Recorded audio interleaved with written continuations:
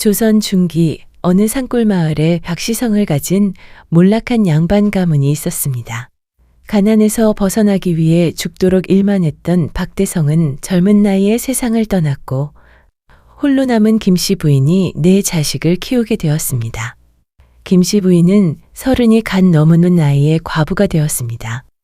그 시절 여자 혼자 생계를 꾸려나가기에는 세상이 너무 험난하였습니다. 하지만 김씨 부인은 억센 성격의 여인이었습니다. 남편 없이도 세 딸과 아들을 훌륭하게 키워내겠다고 다짐했습니다. 김씨 부인은 해가 뜨기 전부터 밤이 깊도록 쉬지 않고 일했습니다. 겨울에는 등불 밑에서 삭바느질을 하였고 여름에는 남의 집 논밭에서 품을 팔아 품삯을 받았습니다. 때로는 동네 부잣집에서 허드렛 일을 하여 잡곡 몇 대라도 얻어와 자식들 배를 채웠습니다. 손이 갈라지고 피부가 터지도록 일했지만 한 번도 불평하지 않았습니다. 이렇게 어머니가 고생하시는 것을 봐왔기에 자식들은 어려서부터 어머니를 도왔습니다. 큰딸 순이는 동생들을 돌보며 집안일을 거들었고 둘째 보기는 산에서 나무를 캐어와 집안 반찬거리를 마련했습니다. 셋째 향금이는 몸은 약했지만 바느질 솜씨가 뛰어나 어머니를 도왔습니다. 막내 선달이는 어려서부터 총명하여 천재 소리를 듣고 자랐습니다. 세월이 흘러 세 딸들이 모두 혼이 날 나이가 되었습니다. 비록 집안은 가난한 형편이었지만 김씨 부인이 자식들을 잘 가르쳤기 때문에 좋은 혼처들이 나타났습니다. 큰딸 순이는 같은 마을의 상인집으로 시집을 갔습니다. 그 집은 미곡점과 포목점을 함께 운영하는 제법 잘 사는 집안이었습니다. 둘째 딸 보기도 이웃 고을의 지주집으로 좋은 혼처를 만났습니다. 그 집은 논밭이 수십마직이나 되는 분홍이었습니다. 두 딸 모두 혼인 후 가난에서 벗어나 여유롭고 행복하게 지냈습니다. 김씨 부인은 딸들이 잘 사는 모습을 보며 그동안의 고생이 보상받는 기분이었습니다. 셋째 딸 향금이는 갓난아기 때부터 이 집안에서 자랐지만 사실 두 언니, 남동생과는 같은 핏줄이 아니었습니다. 아버지 박대성의 가장 친했던 친구 부부가 태어난 지 얼마 안 된 향금을 남기고 세상을 떠나게 되어 박대성이 어린 향금이를 데려와서 키웠던 것입니다. 하지만 향금이는 누구보다 마음씨가 곱고 부모님께 친자식들보다 잘하였습니다. 또한 그녀는 일찍이 본인이 다른 핏줄이라는 것을 알고 항상 두 언니와 동생에게 먹을 것과 입을 것을 양보하였습니다. 그것 때문인지 그녀는 어려서부터 몸이 약했습니다. 속이 깊은 그녀는 어머니인 김씨 부인이 혼자 고생하시는 것이 마음에 걸려서 혼인하기를 원치 않았습니다. 어느 깊은 밤 선다리의 책 읽는 소리가 들리는 안방에서 모녀는 같이 바느질을 하고 있었습니다. 향금이는 어머니를 보고 머뭇거리다 말했습니다. 어머니, 저는 시집가지 않을래요. 그냥 어머니 모시고 선다리 뒷바라지 하면서 살고 싶어요. 그런 소리 말아라. 네가 이 애미와 선다리 생각해서 그러는 것인 줄 안다만 모든 것은 다 때가 있는 법이란다. 그렇지 않아도 얼마 전에 중매쟁이가 건너 마을에 진중한 청년을 소개해줬다.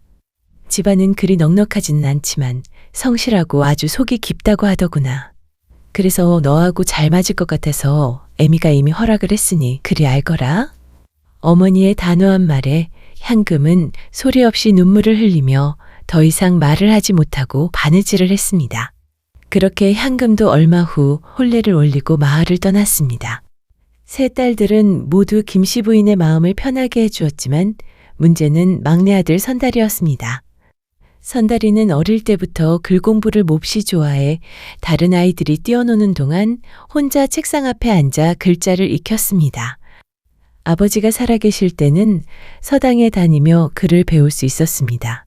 훈장님도 선달이의 총명함을 칭찬하며 이 아이는 이대로만 자라면 반드시 급제를 할 거라고 했습니다.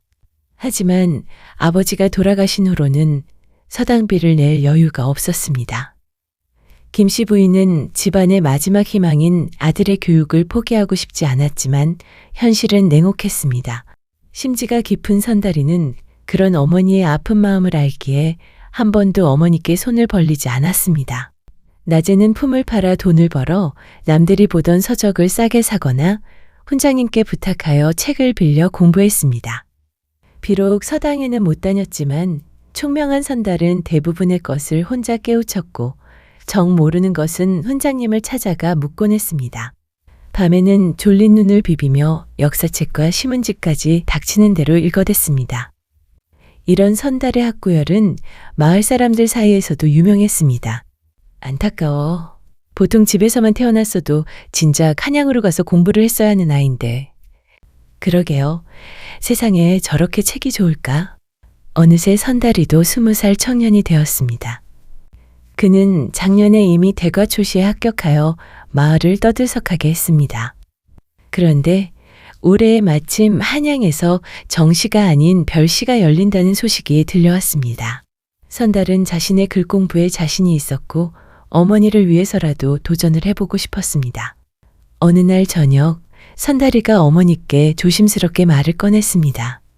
어머님, 저 이번에 한양으로 과거 보러 가고 싶습니다. 그리고 빨리 급제해서 어머니 고생을 덜어드리고 싶습니다. 김씨 부인은 아들의 말을 듣고 기뻐하면서도 걱정이 앞섰습니다. 기쁜 것은 아들이 그런 큰 뜻을 품은 것이고 걱정되는 것은 현실적인 문제들이었습니다. 우리 선달이가 그런 큰 뜻을 품었다니 어미는 정말 기쁘구나. 네가 공부한 실력이라면 분명 좋은 결과가 있을 것이다. 하지만 한양까지 갈 여비와 한양에서 지낼 비용이 문제구나. 일단 어미가 구해보마. 김씨 부인은 한숨을 쉬며 계속 말했습니다. 적어도 40-50냥은 있어야 다녀올 수 있을 텐데. 며칠 후 어머니가 선달을 불러 한숨을 쉬며 말했습니다. 애미가 여기저기 빌려봤지만 겨우 10냥뿐이구나. 이렇게 하자꾸나. 네. 큰 누이와 둘째 누이한테 가서 사정을 이야기해보거라. 두 집 다 살림이 넉넉하니 친동생이 과거 보러 간다는데 당연히 도와주지 않겠느냐. 그리고 셋째 향금이 내는 살림도 좋지 않을 것이니 무리하게 부탁해서 난처하게 하지 말거라. 선달이는 고개를 끄덕였습니다. 알겠습니다, 어머님. 일단 누이들을 만나보겠습니다. 여유가 있으면 설마 외면하진 않겠지요. 다음 날 이른 아침, 김씨 부인은 아들의 보따리를 정성스럽게 싸주었습니다. 그리고 당부의 말을 했습니다. 선달아, 길 조심해서 시험 잘 치도록 해라.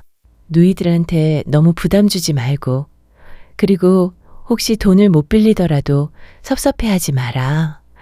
각자 사는 형편이 있는 법이니까 예의는 잃지 말고 고마움도 잊지 말거라. 큰 누이 순이가 사는 곳은 무려 80리나 떨어진 먼 고을이었습니다. 선달이는 새벽 일찍 길을 떠나 하루 종일 걸어서 중간에 빈 헛간에서 하룻밤을 보냈습니다. 이튿날 저녁 해가 질 무렵에야 큰누이 집에 도착할 수 있었습니다. 큰누이 순이는 마당에서 닭에게 모이를 주고 있었습니다. 갑자기 나타난 동생을 보고 깜짝 놀라며 반가워했습니다. 어머나, 선달이 네가 어떻게 여기까지? 누이가 얼마나 보고 싶었는데. 정말 반갑구나. 어머니는 안녕하시고? 순이는 닭모이 그릇을 내려놓고 동생을 집 안으로 이끌었습니다. 큰 매형은 마루에 앉아 꽃망대를 물고 있다가 처남이 온 것을 보고 반갑게 맞아주었습니다. 아이고, 처남 멀리서 오느라 고생했다. 얼른 밥상을 차리게. 처남이 배가 고플 것 아닌가? 얼마 후 세 사람이 함께 저녁을 먹었습니다. 밥과 국, 나물 몇 가지가 상에 올랐습니다.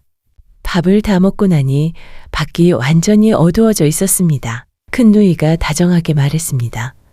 선달아, 누이가 네가 올 줄 몰라서 별다른 준비도 못했어.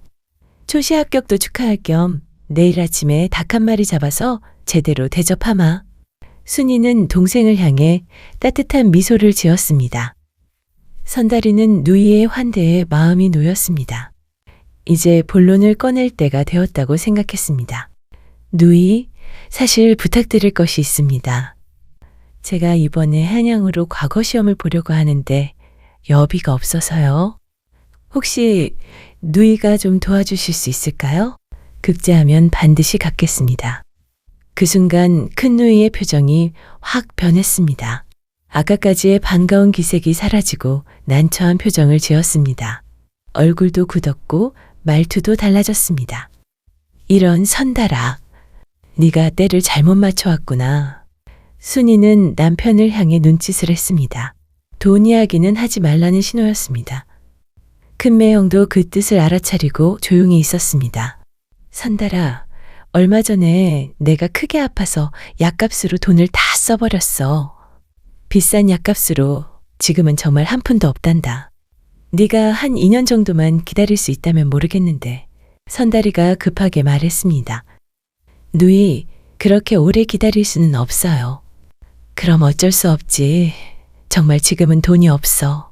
차라리 둘째 누이한테 가보거라. 보기 집이 우리보다 형편이 나을 것이다. 사실 큰 누이 집에는 돈이 충분히 있었습니다. 상점을 운영하며 제법 수입이 좋았던 것입니다.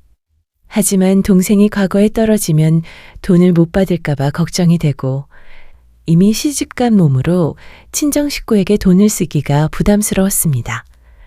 내가 안 줘도 둘째한테 빌릴 수 있겠지 뭐. 선달이는 그날 밤 잠을 이루지 못했습니다. 돈도 돈이지만 누이의 차가운 반응이 마음을 더욱 아프게 했습니다. 해가 뜨자 바로 둘째 누이 집으로 가야겠다고 생각하고 짐을 들고 나왔습니다. 그런데 마당에서 닭들이 시끄럽게 울어대는 소리가 들렸습니다. 선달이는 무슨 일인가 싶어 마당으로 가보았는데 놀라운 광경이 펼쳐져 있었습니다.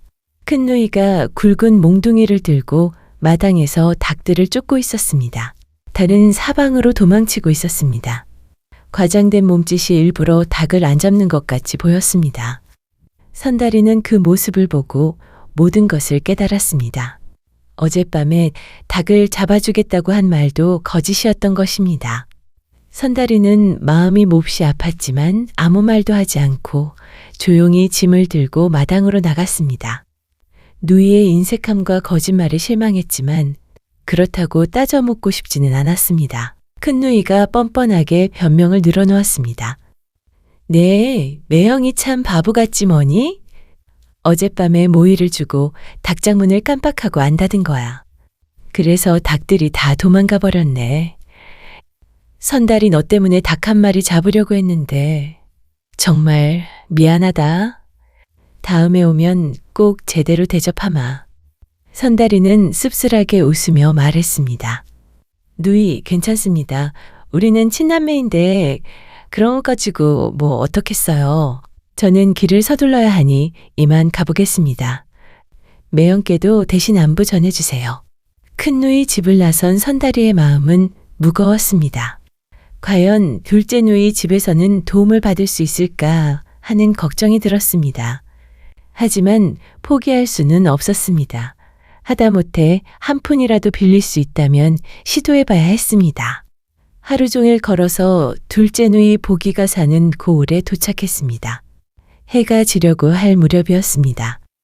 다리는 아프고 배는 고팠지만 희망을 품고 둘째 누이 집 문을 두드렸습니다. 둘째 누이 역시 동생이 온 것을 보고 매우 기뻐했습니다. 어머나 선달아, 이게 얼마만이니? 누이 집에 며칠 머물다 가거라. 마침 오늘 장에서 큰 생선을 사왔으니 구워서 먹자. 큰 누이 집에도 들렀다 왔니? 보기는 진짜로 반가워하는 것 같았습니다. 선달이는 큰 누이 집에서의 일을 생각하며 조심스럽게 말했습니다. 누이, 죄송하지만 오래 머물 수 없어요. 사실 부탁할 일이 있어서 왔어요. 큰 누이 집에도 들렀는데 형편이 어렵다고 하시더라고요.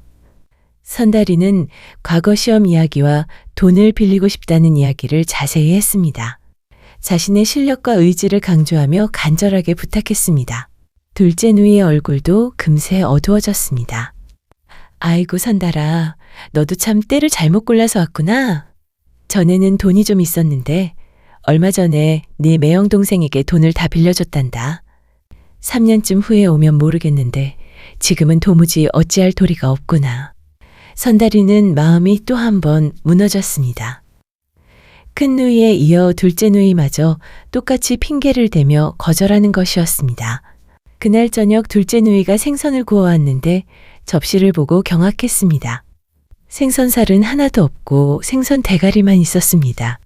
둘째 누이가 뻔뻔하게 변명했습니다. 선달아, 미안하다. 우리 집이 지금 양념 살 돈도 없어서 옆집에 빌리러 간 사이에 들고양이가 몸통을 다 뜯어먹었지 뭐니. 동생에게 이런 것밖에 대접할 수 없어서 누이가 너무 미안하구나. 선달이는 속으로 한탄했습니다. 누이들이 이렇게 인색하고 거짓말쟁이가 됐을 줄이야. 큰 누이는 닭을 일부러 내쫓고 둘째 누이는 생선 대가리만 주다니. 차라리 솔직하게 도와줄 수 없다고 했으면 이렇게 마음이 아프진 않을 텐데. 하지만 선달이는 내색하지 않고 참았습니다. 누이, 괜찮습니다. 이렇게라도 대접해 주셔서 고맙습니다. 형편이 이렇게 어려우신 줄 몰랐네요. 그는 둘째 누이 집에서도 하룻밤만 머물고 다음날 새벽 일찍 떠났습니다. 두 친누이에게서 모두 거절당한 상황에서 선달이는 절망감에 빠져 있었습니다. 과거 시험의 꿈이 물거품이 될 것 같았습니다. 둘째 누이 집을 나온 선달이는 하늘의 구름을 보며 터덜터덜 걸었습니다. 마음속에는 분노와 실망, 그리고 깊은 절망이 뒤섞여 있었습니다. 친누이들이 이렇게 정이 없이 변했을 줄은 꿈에도 몰랐습니다. 어릴 적 함께 놀며 자란 정이 모두 거짓이었던 것일까?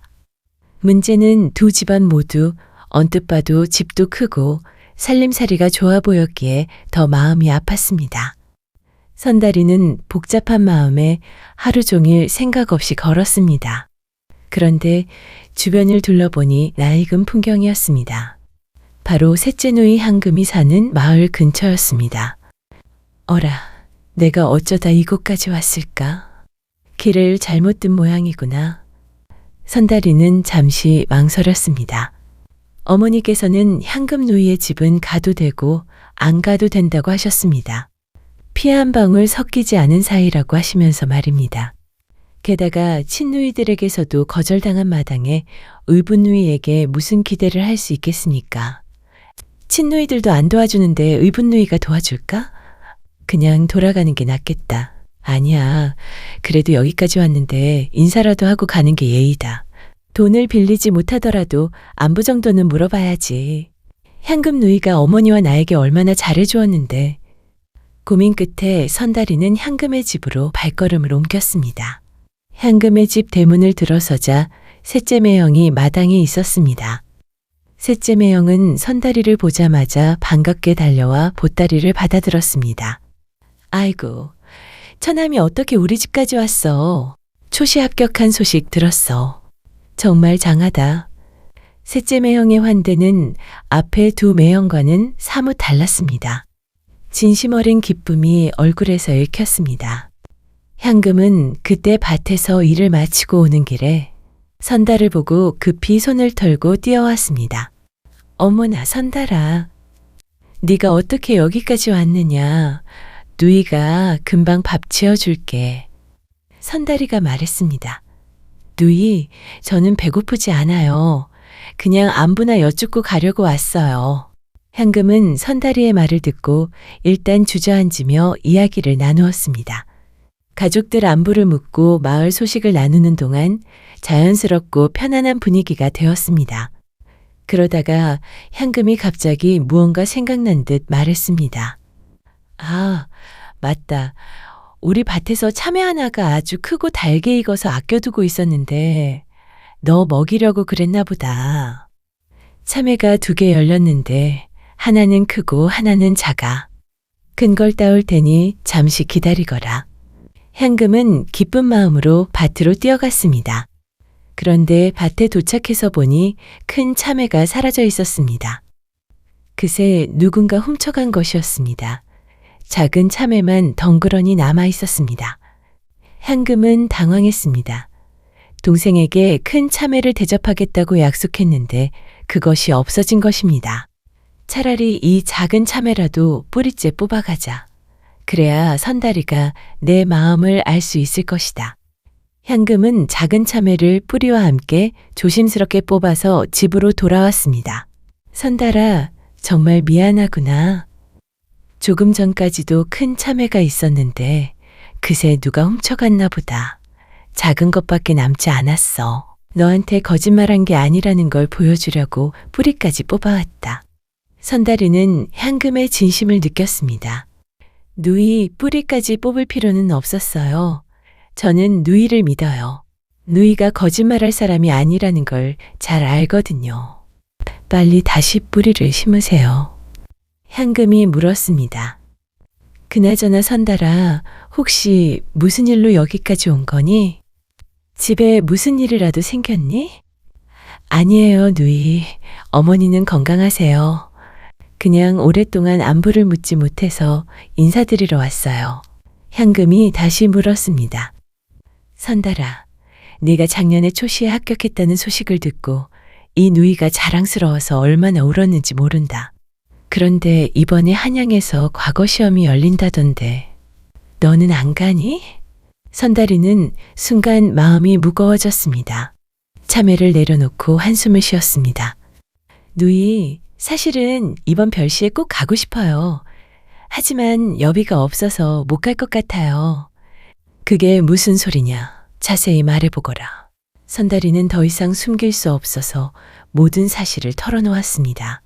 큰 누이와 둘째 누이 집에서 겪은 안 좋은 일들은 얘기하지 않고 누이들이 현재 사정이 안 돼서 못 빌려주었다고 했습니다. 향금은 이야기를 다 듣고 나서 말했습니다. 선달아, 너의 매형과 나는 진작부터 네가 작년에 초시를 합격했으니 3년 후 전시를 보러 갈 것이라고 예상하고 있었다. 네가 그렇게 공부를 열심히 하는데 시험을 안 볼 리가 있겠니? 향금은 잠시 매형과 무언가 의논했습니다. 곧 셋째 매형이 방 안 괴짝에서 작은 꾸러미를 꺼내왔습니다. 처남, 이것은 우리 부부가 평소에 조금씩 모아둔 돈이다. 사실은 작년 처남이 초시 합격한 후부터 모으고 있었는데 그리 많지는 않아. 주머니를 열어보니 30냥이나 들어있었습니다. 살림이 넉넉지 않았던 향금 부부가 푼푼히 모은 소중한 돈이었습니다. 향금이 계속 말했습니다.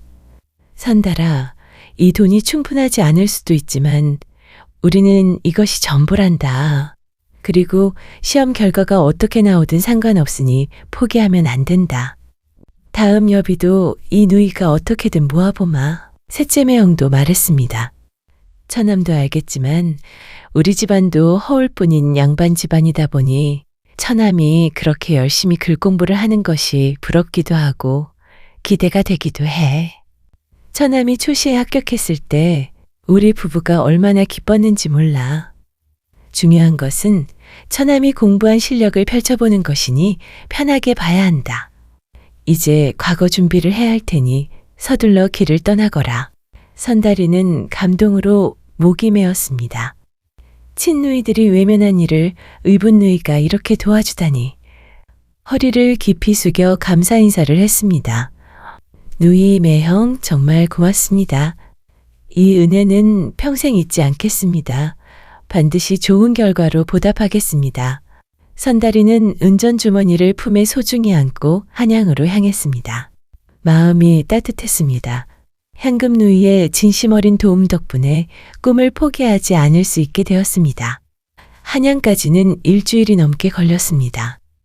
그리고 드디어 과거 시험 날이 되고 셋째 누이 부부의 따뜻한 마음이 선달을 편하게 해줬고 덕분에 시험도 떨지 않고 잘 치렀습니다. 며칠 후 시험 결과가 발표되었습니다. 놀랍게도 선달은 갑과에 합격하여 전체 3명 안에 드는 뛰어난 성적으로 급제를 했습니다. 선달은 20살의 나이에 정칠품의 조정관료가 된 것입니다. 그의 위로 장원 급제자도 있었지만 전체 급제자 33명 중에서 선달이 가장 젊었습니다. 그래서 교정에서도 선달의 가능성을 크게 보았습니다. 왕은 특별히 한양에 와 있던 암행어사에게 선달을 데리고 다니며 가르치라고 지시하였습니다. 이렇게 선달은 어머니와 누이들을 직접 보지도 못하고 곧바로 암행어사를 수행하게 되었습니다. 선달은 암행어사를 수행하며 전국 팔도를 다녔고 암행어사와 함께 백성들의 어려움을 살피고 탐관오리들을 처벌했습니다. 억울한 일을 당한 사람들을 도와주고 가난한 백성들을 보살피며 세상을 다시 보게 되었습니다. 그렇게 5년이 흐른 뒤 선달은 암행 임무를 마치고 한양으로 돌아오게 되었습니다. 그는 의금부의 고위관리로 임명이 되었습니다. 그리고 제일 먼저 어머니 김씨 부인을 한양으로 모셔와 편안히 모셨습니다.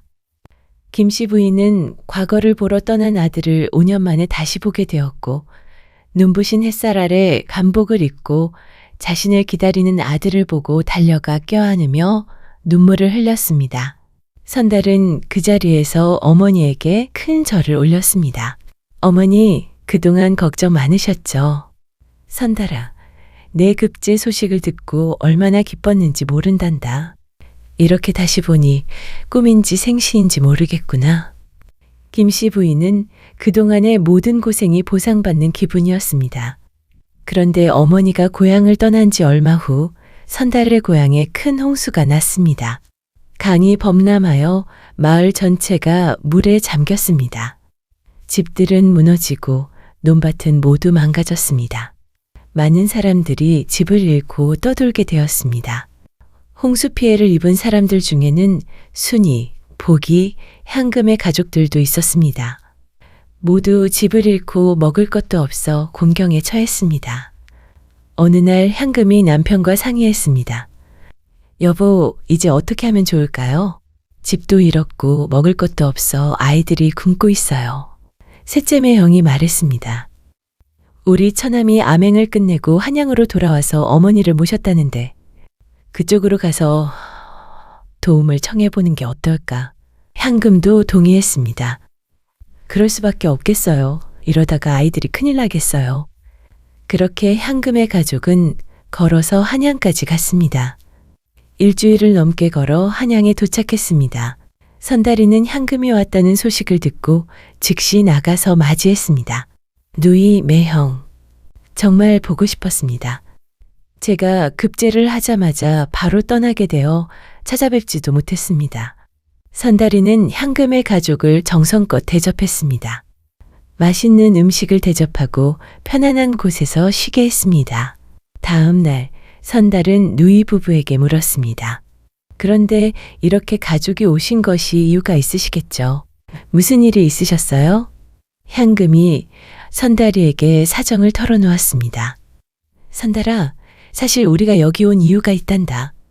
고향에 큰 홍수가 나서 집이 무너지고 농토도 모두 망가졌어.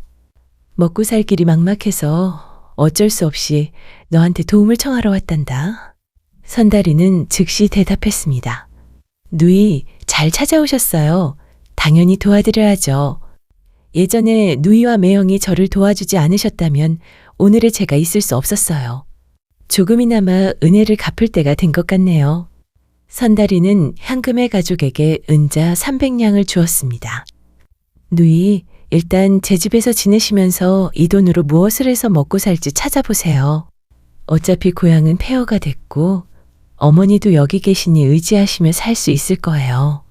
조카들도 여기서 교육을 받을 수 있도록 제가 돕겠습니다. 제가 지금은 녹봉이 그리 많지 않아서 이것밖에 준비를 못했습니다. 제 경력이 좀 쌓이면 여기서 자리 잡는데 도움을 드릴 수 있을 거예요. 향금 부부는 선달의 손을 잡았고 감격의 눈물을 흘리며 기뻐했습니다. 이 소식이 곧 큰 누이 순이와 둘째 누이 보기에게 전해졌습니다. 두 누이는 깜짝 놀랐습니다. 순이가 보기에게 말했습니다. 선달이가 향금한테 은 300냥이나 줬다면서? 우리도 가서 도움을 청해보자. 우리는 친누이인데 향금보다 못할 리 없잖아. 보기도 동의하여 자매는 함께 한양으로 향했습니다. 선달이는 누이들이 왔다는 소식을 듣고 맞이했습니다. 하지만 표정은 그리 밝지 않았습니다. 누이들 어서 오세요. 멀리서 오시느라 고생하셨겠어요. 선달이는 어머니를 모시고 누이들에게 음식을 푸짐하게 대접했습니다. 밥을 먹은 큰 누이 순이가 급한 마음을 참지 못하고 말을 꺼냈습니다. 선달아, 사실 우리가 여기 온 이유가 있다. 고향에 큰 홍수가 난 것 알지? 우리가 너한테 도움을 청하러 왔다. 선달이는 잠시 침묵했다가 대답했습니다. 누이들 때가 안 좋으시네요. 지금 제가 큰 돈을 얼마 전에 써서 돈이 없어요. 그래도 누이들이 멀리서 오셨으니 남은 돈을 다 드릴게요. 선달이는 은자 60냥을 내놓았습니다. 두 누이가 나눠 가지면 각자 30냥씩이었습니다. 향금이 받은 것의 10분의 1에 해당하는 금액이었습니다. 이 돈으로 일단 급한 문제를 해결하세요. 제 녹봉이 좀 모이면 더 보내드릴게요. 누이 순이가 그 이야기를 듣고 화를 냈습니다. 선달아, 그게 무슨 소리냐. 향금한테는 300냥을 주고 친누이들한테는 30냥씩만 주다니. 이게 말이 되니? 둘째 누이 보기도 목소리를 높였습니다. 그래 선달아. 향금은 의붓 누이인데 300냥이고 우리는 친누이인데 30냥이라니. 한 어머니 뱃속에서 나온 사이인데 이렇게 차별할 수가 있니? 너무 야박하다. 그때 선달이가 미소를 지으며 말했습니다. 어머니, 누이들 제가 이야기를 하나 들려드릴게요. 잘 들어보세요. 큰 누이는 닭을 쫓아내고 둘째 누이는 생선 대가리만 주고 향금 누이는 참외 뿌리까지 뽑아주었습니다. 결과가 달라지는 것이 합당한 일 아니겠습니까? 어머니도 오랜만에 배웠으니 더 머물면서 편하게 쉬다가 가세요. 더 이상 할 말씀이 없으시면 저는 일이 있어 먼저 나가보겠습니다. 선달이는 이 말을 하고 자리를 떠났습니다. 두 누이는 그제야 자신들의 잘못을 깨달았지만 이미 늦었습니다. 그때 동생에게 인색하게 대했던 일이 고스란히 되돌아온 것입니다. 딸들은 김씨 부인에게 선달이에게 얘기를 좀 해달라며 그간 사정에 대해서 말했습니다. 사정 얘기를 들은 김씨 부인은 두 딸에게 화를 내며 말했습니다. 못된 것들 같으니라고. 그 당시 선달이가 어떤 심정으로 너희를 찾아갔는데 그렇게 대했단 말이냐. 그래놓고 이제 와서 동생에게 불평을 하는 것이냐. 향금이가 아니었다면 선달이가 어떻게 과거 시험을 볼 수 있었겠니. 너희들은 이 집에서 편하게 지낼 자격이 없다. 당분간은 올 생각하지 말고 고향으로 내려가서 열심히 살고 있거라. 김씨 부인은 이때까지도 두 딸이 선달이에게 그렇게 못되게 대했을 줄은 꿈에도 몰랐습니다. 그 당시에 선달이 받았을 상처를 생각하니 마음이 아팠습니다. 그리고 향금의 도움이 없었다면 아들의 성공도 없었을 것이라는 사실을 깨달았습니다. 두 누이는 부끄러운 마음으로 고개를 숙이고 한양을 떠났고 그들은 평생 그 일을 후회하며 살아야 했습니다. 피가 섞였다고 해서 무조건 가족이 되는 것이 아니라 진심과 정성으로 대할 때 진짜 가족이 된다는 것을 깨달았습니다. 향금은 선달이 덕분에 한양에 포목점을 열었고 선달의 도움으로 상점도 자리를 잡았습니다. 선달이는 언제나 향금을 친누나처럼 모셨고 향금의 자식들도 자신의 자식처럼 아꼈습니다. 반면 큰 누이 순이와 둘째 누이 보기는 평생 그 일을 후회하며 살았습니다. 그들은 동생이 가장 어려울 때 외면했던 것을 돌이킬 수 없었습니다. 물론 선달은 누이들을 용서하고 계속 도움을 주었지만 관계는 예전 같지 않았습니다. 박선달은 그 후에도 훌륭한 관리로 백성들의 사랑을 받았습니다. 그는 향금에게서 배운 진심과 정성을 백성들에게도 베풀었습니다. 어려운 사람들을 도우고 억울한 일을 해결해 주는 일에 힘썼습니다. 혈연관계보다 더 중요한 것은 마음과 진심이라는 것을 보여주는 이야기였습니다. 향금처럼 비록 피는 섞이지 않았지만 진심으로 대했기 때문에 결국 가장 소중한 가족이 된 것입니다. 그리고 어려울 때 도움을 준 사람의 은혜는 평생 잊지 말아야 하는 것 또한 중요한 일일 것입니다. 솔솔야담 재밌게 보셨나요? 영상을 빠르게 만나보시려면 솔솔야담 보름달을 클릭하여 구독을 눌러주세요. 새로운 영상이 올라오면 알람을 보내드립니다. 다음 동영상과 추천 영상도 준비했으니 많은 시청 바랍니다. 항상 건강하시고 행복하고 좋은 일만 있으시길 바랍니다.